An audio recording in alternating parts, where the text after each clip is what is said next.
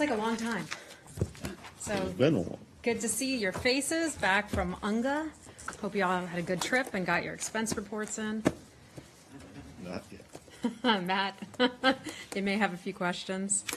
Okay, welcome. I'm sorry, what is that supposed to mean? All right, good afternoon, everybody. Hope you're doing well. I want to start out by announcing the Secretary's trip to Beijing. That will take place September 28th to 30th, and that is in part to lay the framework of the upcoming presidential trip to China in November.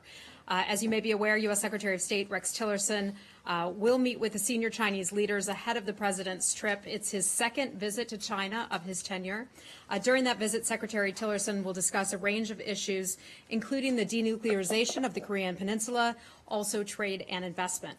The Secretary's visit to China reaffirms the administration's commitment to further broadening and enhancing U.S. economic and security interests in the Asia-Pacific region. I know you all have a lot of questions, so we'll get right to those today. All right, let's just start with this breaking news, which you probably are aware of. Even if you don't have any kind of formal comment on it, I'm sure you have some thoughts about it. It's the Saudi decree allowing women to drive. I heard that. And? I heard that. I don't want to get ahead what the Saudi, I believe it's a Saudi foreign minister who's going to be making an announcement later today, so I don't want to get ahead of that. The Saudi press agency has announced. Okay. That a royal decree They've has been announced announced. it, is that correct? Yes, I haven't seen it. It's out. Okay. Yes. It's it really is. out. Don't worry, you're not breaking the news for them. Well, then we're happy. We're happy. We're certainly happy to hear that. If Saudi women are now able to drive, certainly here in the United States, we would certainly welcome that. And so I think it's a great step in the right direction for that country. All right, great step in the right direction, but would you say that they still need to do a little bit or a lot more in terms of women's rights? Look, I think we're just happy today. This news just came to us moments ago. So I think we're just happy today with the steps that they are taking, and I think that that is a very positive sign. Thanks. I have other stuff, but other Okay. people can go. Could I move on to Kurdistan? Sure. Yes. Let's start there. Can you, first of all, we saw the statement that you issued, but has anything transpired since the conclusion of the referendum? Have you arrived at any other? Well, I know that position? the actual vote numbers have not come in yet. It's we know that the turnout was obviously quite high, and we certainly would understand why. A lot of enthusiasm, certainly, for that. I think our position, the U.S. government's position on the Kurdish referendum, we've talked about since the very day I got here, and that was that we did not support that referendum.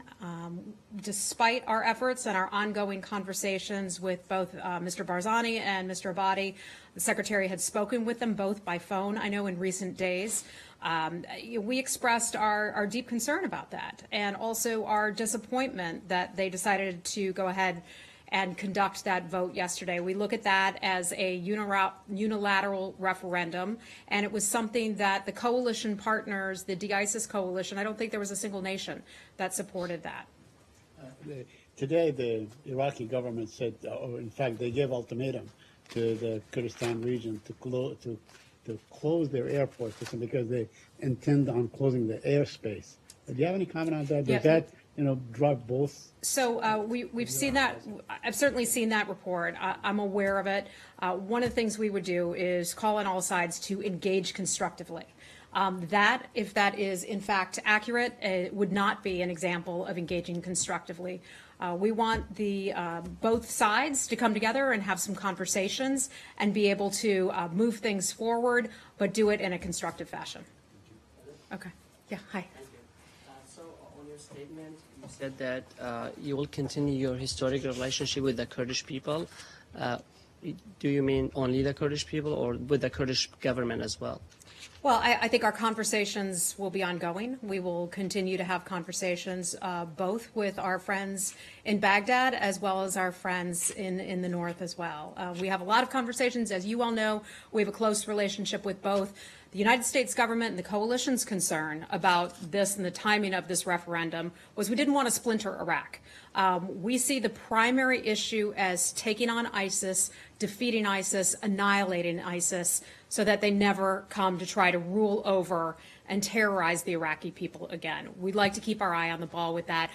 That failed. That is a concern of ours and is deeply disappointing. And one more question. Aren't you worried that by clearly taking the side of Baghdad, you might discourage compromise from the side of Baghdad, or even I would it might take actually issue with the premise increase- of your question. incre- We don't increase- see it as taking sides with Baghdad. We support a unified democratic Iraq. But by opposing the referendum, isn't that taking side with Baghdad's position? We support a unified democratic Iraq, and we want everybody to keep their eye on the ball, and that is annihilating ISIS. And on Iran's decision to halt air flights between Kurdistan, from and to Kurdistan, would you condemn that? I'm not aware of that, so I'm sorry. I don't have anything for you on that. Anything with Lori? Hi, how are you? Fine. You said you want to see constructive dialogue. What about President Erdogan's statement that threatening to close the border and to cut off oil exports? When we close the taps, their revenues will vanish. They won't be able to find food. Is that constructive dialogue? I think that certainly sounds like a threat on the part of President Erdogan, but I'm not going to comment on what he's had to say. And what about these implicit threats of military action against the Kurdistan region? What is your view of them? Military action by Turkey, Iran, and Iraq. Look, we want safety and security for the Iraqi people. We had tremendous concerns with this referendum. We've certainly talked about that a lot. That referendum had no basis in the Iraqi constitution or the law, and I'll just leave it at that. Okay? But these threats of military action, you don't firmly oppose them? Look, we oppose violence from any party.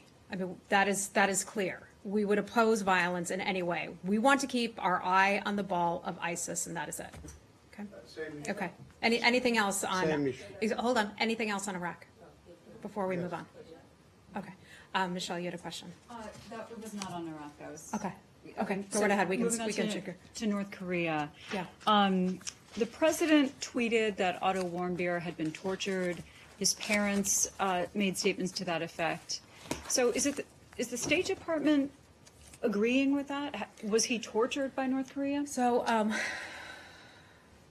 it was such a horrible situation what happened to him. I think I've been consistent all along to not discuss the manner in which Americans, whether they're people who work for us or American citizens, the fashion in which they've been treated or their medical status or what they've been through.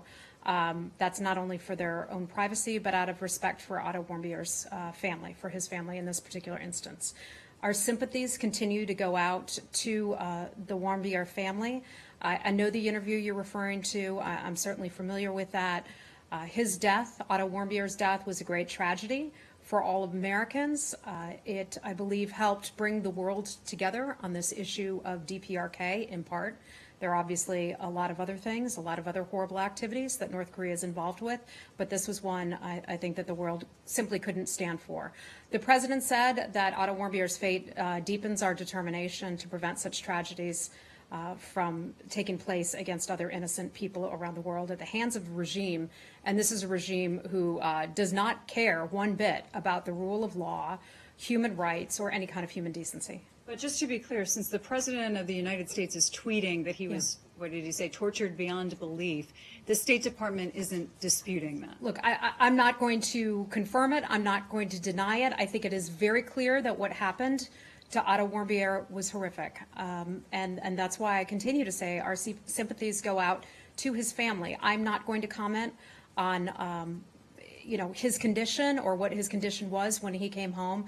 I'm trying to set a standard here, and that is to not comment on people's health or their treatment in that fashion. Okay, and on a similar note, the president also said that Kim Jong-un is obviously a madman. I know in the past there were statements made that he seems to be rational and the decisions are rational. So what is the State Department's take on his status? I think we certainly have tremendous concerns about the actions and the activities of Kim Jong-un's regime. They're destabilizing what they are doing to other nations in terms of, you look at Japan, flying over the ballistic missiles. That is certainly a huge concern of ours, and that's why we continue to say to Japan and to the Republic of Korea that you're our allies. We stand in defense of you. But does the State Department believe that this is a rational leader? Or I'm not going to. You will never hear me characterize if a leader is rational or irrational. I'm just not going to do that. I don't want to do that from this position here. The president certainly is a very effective communicator, and the president speaks very clearly in terms of his position coming out of the White House. But here at this department, I'm not going to characterize So you that. feel that the tweets of the name calling and the statements made over Twitter on North Korea, you feel like that is effective communication? I think the president is an effective communicator. I think people know exactly where he stands. We have had a good deal of success in pushing forward with our diplomacy campaign. That hasn't changed. That certainly hasn't changed. And the president has helped rally the world together in the peaceful pressure campaign against Kim Jong-un's regime. So you think those tweets are helpful? Look, what I am saying is that we have seen success moving forward in our pressure campaign. We have seen at least 20 countries that have now come forward and have either kicked out North Korean diplomats. Spain is an example of one of them. The president just speaking with the prime minister at the White House a short while ago.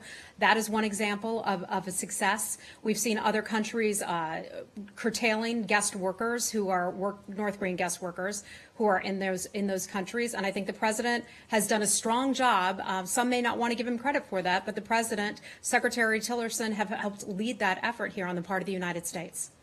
In the recent interview, Mr. Warmbier said that he would like to see North Korea included on the state sponsor of terrorism list. Is that something the administration is considering?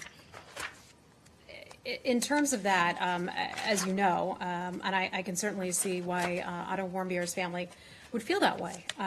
They have every right to be devastated by the death of their young son.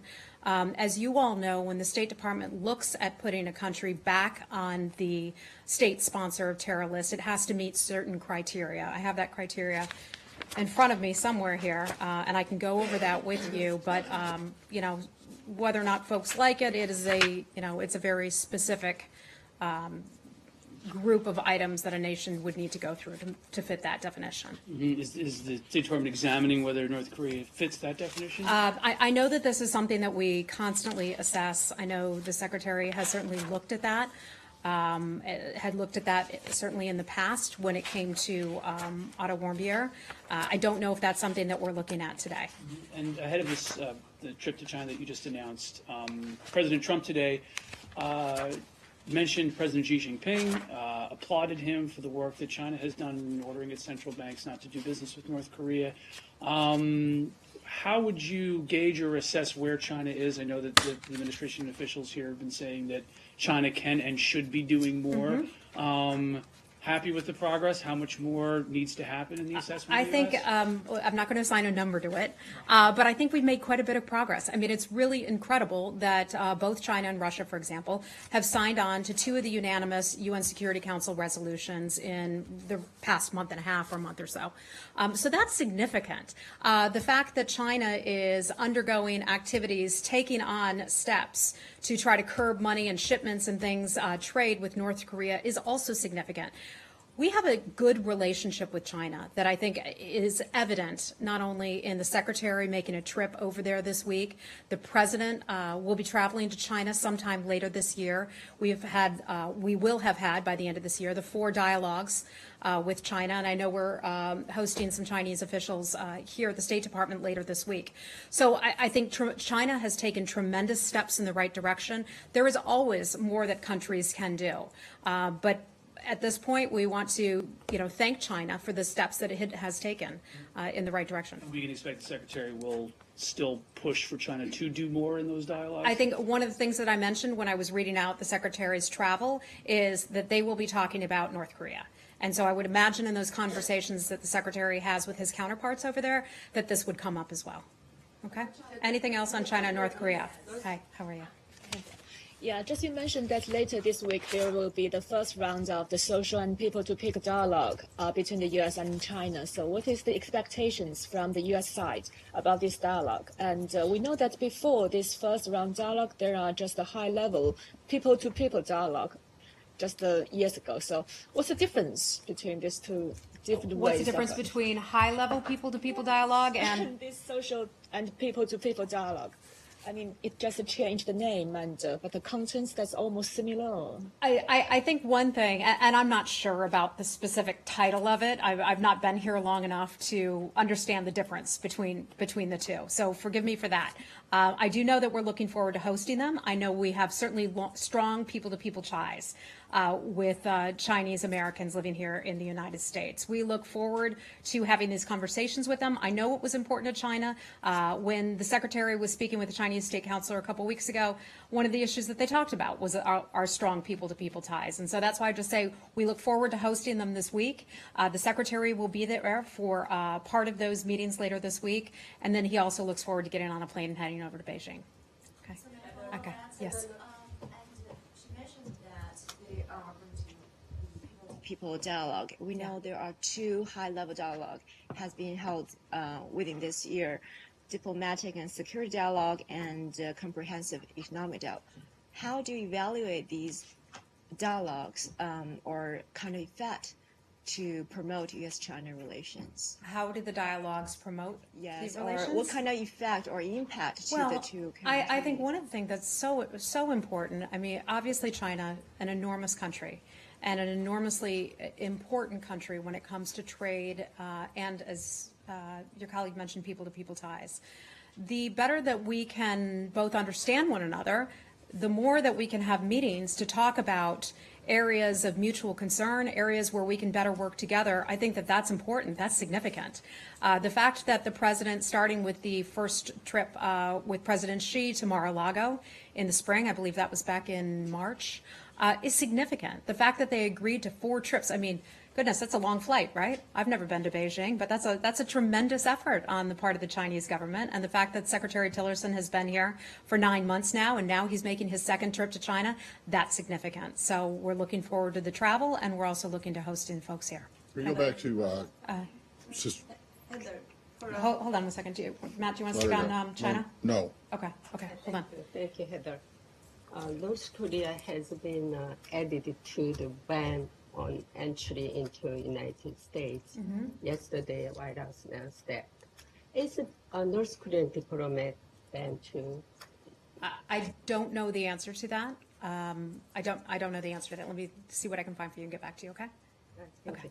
I want to go back to the general topic of independence slash. Hold on. Matt, No, go no, ahead. no. Go ahead. Okay, all right. I'm being very polite. It's Sorry. turned over a new era, new leaf.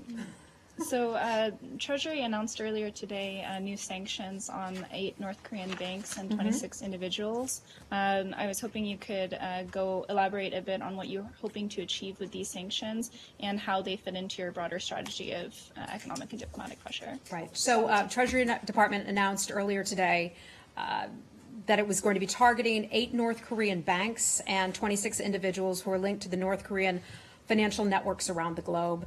We see that as a sweeping action. As you may recall, just last week, the Treasury Department had announced additional sanctions. So this is a part of our peaceful pressure campaign. And that is where the United States government has a lot of tools. Certainly military is one aspect, that's something else. But I'm just talking about diplomacy.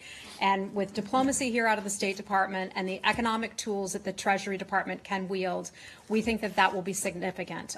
We think that that will help move North Korea in the right direction. The overall goal is denuclearization, but one way we see that pushing forward, the denuclearization, is getting that money out of Kim Jong-un's regime. It's money that goes, that is spent on the nuclear programs and ballistic missile testing. We think that that is obviously a very bad idea, a destabilizing idea, and that is why we're getting so many countries from around the world to help participate in all this. Okay. All right, can we move on from DPRK? Yeah. I want to go back to the general topic of secession and slash independence referenda happening around.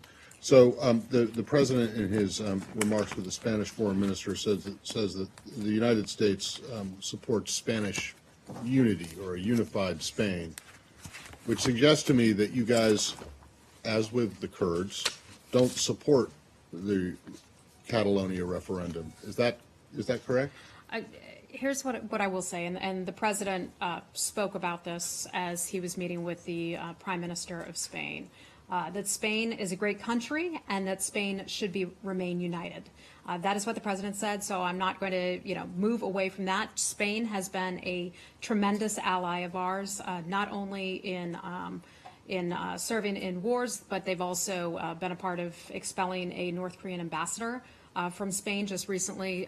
They also house some of our military in Spain. But look, it's a close U.S. partner. Our relationship with Spain is one that we greatly value. We support a strong and united Spain. I understand that, but my question is specifically about whether or not you support the Catalan people having a referendum on independence. With the Kurds, you clearly did not. You said that before, as you just mentioned at the top of the briefing. We did not support that referendum, even before they held it, and you were disappointed now after it's been held. So I want to know, does the administration I think these countries, though, support? I just want to be clear. These countries, however, are very different. While Spain has certainly had its fair share of terrorism, as we've seen in recent months, Spain does not face the ISIS threat that Iraq does, where ISIS had taken over large swaths of that country. We are not engaged in a heavy battle against ISIS in Spain like the United States and coalition allies are in Iraq. So I think the situations are very different. We certainly understand that some in Spain might want to hold a referendum. I get that. Other countries have done that as well. We would regard that, though, as an internal matter. That's up for the people to decide. But overall, we support a unified Spain. Well, I get that. But why is it that the Kurds are not allowed? You don't think the Kurds should have an expression, whatever that expression is, of independence? And you seem to think that it's fine. I think we understand. Okay I think we understand why. Catalans. The Kurds are our friends, certainly. And they have been but they have been terrific and strong fighting partners. And had done an incredible job, certainly there. So we understand why the Kurds would want that, but again, and look, people may not want to focus on this, but the fact of the matter is that ISIS had taken over large swaths of that country. Right. And in fact, in order to get ISIS out, and in order to keep ISIS out, and in order to help stabilize that country and get people to be able to come back home and children to go back to school in Mosul and not have to deal with ISIS blowing up buildings and schools and all of that, we say keep your eye on the ball, keep the focus on defeating ISIS, and that this kind of division right now could potentially hurt Iraq. Okay, but so you're not going to say I'm not going to compare one to the other. Catalonia should have a referendum or not. I'm not going to compare one country to the other. Kurds. Okay, let's not compare them. Does the administration believe that the people of Catalonia should be able to express their opinion? What? Should be able to express their opinion about whether they want to be independent from Spain or not. I think that is an internal matter for the people of Spain to decide. We support the government of Spain. We support a unified Spain. Okay? Follow up on that. I just asked you about the military threats that are implicit to the Kurdistan region being made by Turkey, Iran, and what I said and Iraq. And don't you think, excuse me if I can finish my question, that those military threats are a distraction from the fight against ISIS, that no one should be threatening the Kurdistan region militarily? Lori, I will say this again, and I said this earlier, that we don't support violence on any side. Okay? Okay. Let's move on then. Okay. Can I ask about Cuba? Yeah, certainly. Hi, Carol. The Cuban authorities are saying that the foreign minister is coming here on their request. Is that accurate, and how much do you expect the health of embassy workers to play in these discussions that So I can confirm that the secretary had a late add to his schedule this afternoon. The secretary will be hosting the Cuban foreign minister here in Washington, here at the State Department. That meeting is set for 5 o'clock today. It was requested, I can confirm, by the Cuban government. And what do you expect them to bring more information, or what is the purpose in there? I don't want to get ahead of that meeting that's going to take place.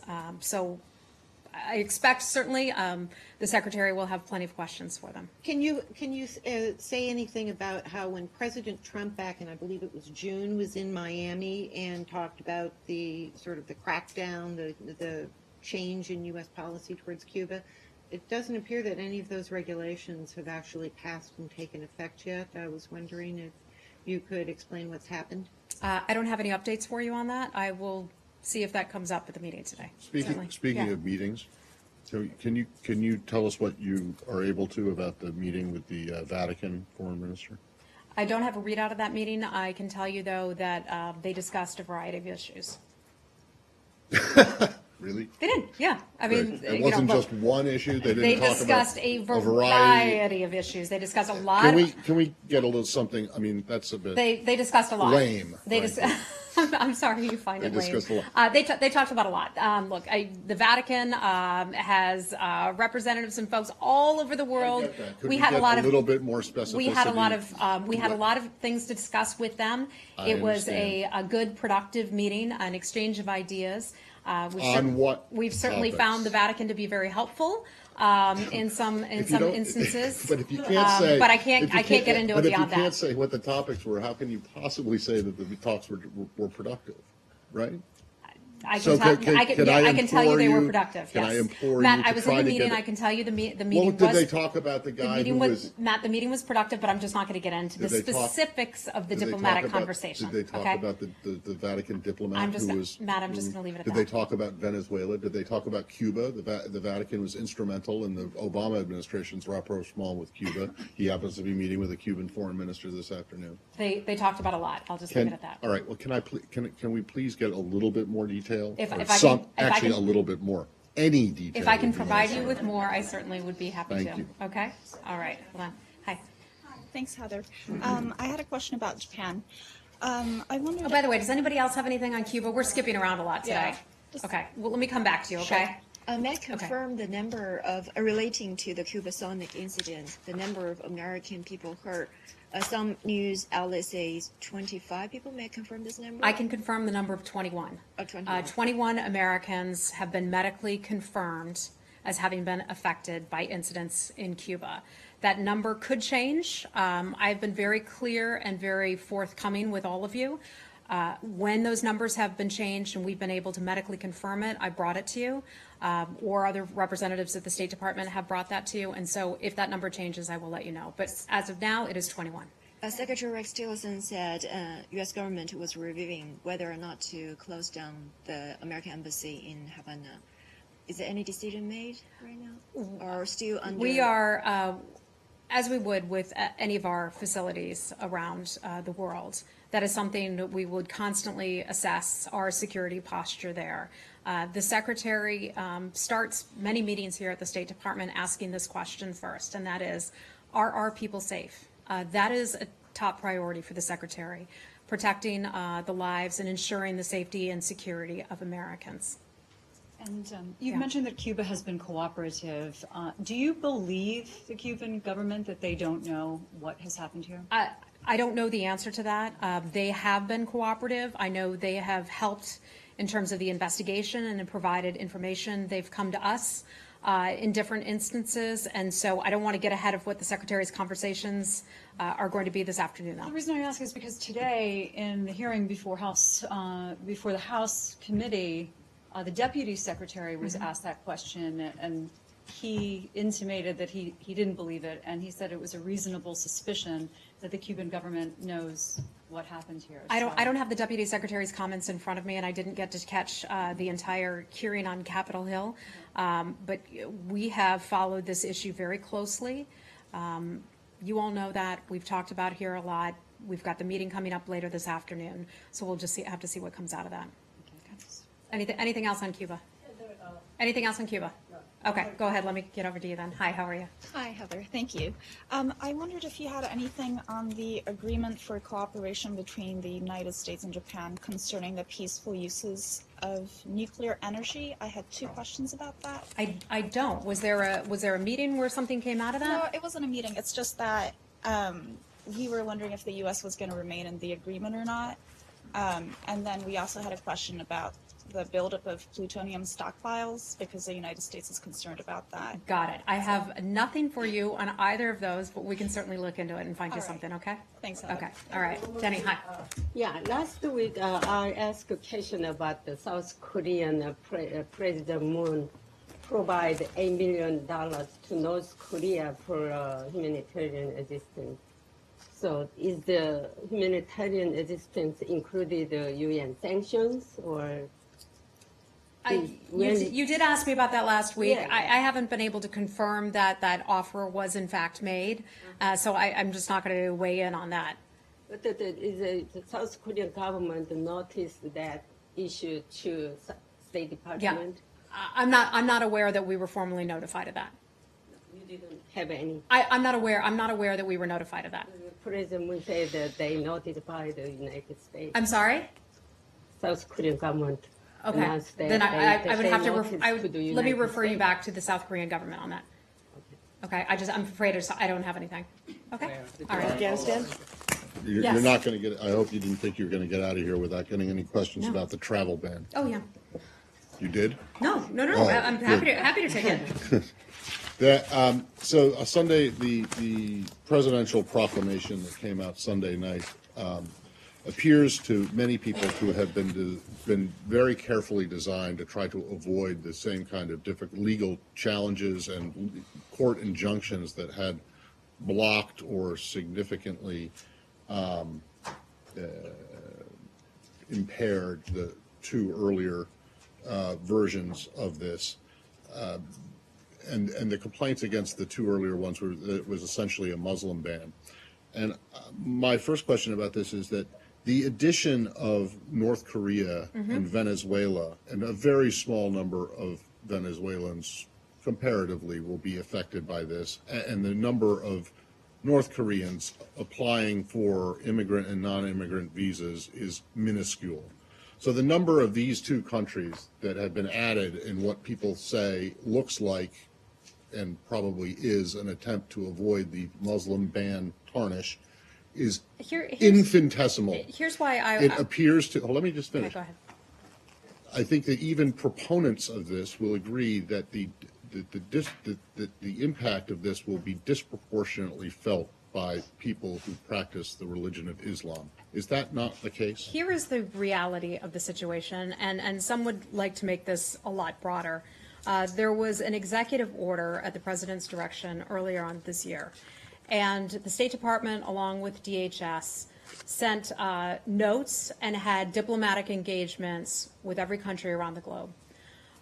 We told those countries our expectations about when they had someone who was applying for a visa here in the United States, the kind of documentation and the kind of information that would be needed in order to adjudicate a visa, in order for our consular affairs people to say, yes, you can come into the United States. We found at that time about 16 countries were not giving us the information that we required, that our consular affairs officials could verify and then give somebody a visa and adjudicate a visa. 16 countries. 50 days later, 8 of those countries came off this list. 8 of those countries came into compliance, and they said, here you go, United States, here's the information that you need on behalf of our citizens so they can come. That's a story that's not being told. That's a story that's not being reported. Those 8 countries fell into compliance. 8 other countries, however, did not. North Korea, some may say, well, why is North Korea on that list? Not a lot of North Koreans come to the United States. That is true. But here's the information we get from North Korea. Basically, zip. We want to get information. How much the request for disinformation to the North Koreans relayed to them? We don't have an embassy there, so I Did you imagine. ever actually even ask I the North imagine Koreans that for was this done. I information? don't know for a fact how that was done with the instance of North Korea, but as you know, we have various channels of communication through other governments who could So- raise our concerns. So the point is that these countries were not in compliance with the information that we had asked in order to allow their citizens to come to the United States. The Department of Homeland Security came up with these guidelines. We put these countries on alert. It's a comprehensive set of criteria to assess these countries' information and the information sharing policies. And not all these countries are in compliance, and that's why this is going into effect. Listen, I'm not taking a position on whether this is right, wrong, good, bad, or whatever. I'm just asking that my original question was, is it not correct that the disproportionate number of people who are affected by this are Muslims? Matt, you're trying to make this in something that's It's a about. very easy question But to by answer. asking that question, the very premise of your question is you're trying to make this about religion. And what I can tell you standing right here today is that the countries on the list, the 8 countries on the list, are not in compliance with providing information to the United Purely States. coincidence that 6 of the 8 countries on your list happen to be predominantly Muslim countries. That just has to do. This is something that came together with the White House, the executive order, Right. Department of Homeland Security, and the State Department. Okay, so it is purely coincidence then that of the 8 countries, that 6 of the 8 countries on this list just happen to be, including Iran, happen to be. These countries Muslim, have predominantly not Muslim. improved their criteria. They have not improved their ability to give us information. They have not provided us with the information that we need to properly adjudicate visas. Now, this is not permanent. These countries can get off this list if they provide us the information that our consular affairs officers need to adjudicate visas. They can get off the list. So you would argue then that it just happens to be that 6 of the 8 countries are predominantly Muslim. Matt, I think I've been clear about this, okay? Well, no, I'm just. Yeah, no, I it think just- I think I've do been you clear about know- this. Okay, is it not just a fact that the vast majority of people who will be affected by this are Muslim? Matt, I don't know the answer to that. Okay, I'm sorry. I'm not gonna characterize it that way. Okay, I know you all want to drag us into that, but that's not what this is about. But there's no diplomatic relationship between U.S. and North Yes, Korea. and that's why I said Yeah, how they can? I don't know how that information was translated to North Korea. North Korea We won't do take have information. different ways of being able to get information to them. So that is the country. I just don't know how we provided that to them, but we've sent out information to all the other countries. Okay, and certainly. then in the Iranians the same way? Because you don't have diplomatic relations with them I don't know either. how it went to. That's just not a question that I asked today. I should have asked that Well, question. I'm sorry, I don't have the answer to it. So then, could you take the question, how exactly did Iran come back and either not do anything or did they respond at all to your query? How was the query made? The same with the If North I can get that Koreans? for you, I will. And when the phase 2 of this takes effect on the 18th of October, is it correct that the exceptions that had been ruled that the Supreme Court had ordered you to make for close family members and people with bona fide relationships with U.S. entities, is it correct that those are gone as blanket category exemptions and that they may only remain as a case-by-case exemption at the discretion of the adjudicating officer? I'm Is that not, correct? you know what, I'm not certain of that, so I want to make sure it's a very specific question, so I want to make sure I get you the right answer. So let me get back to you on that. Okay, Thanks. folks, we got to go. Thank you.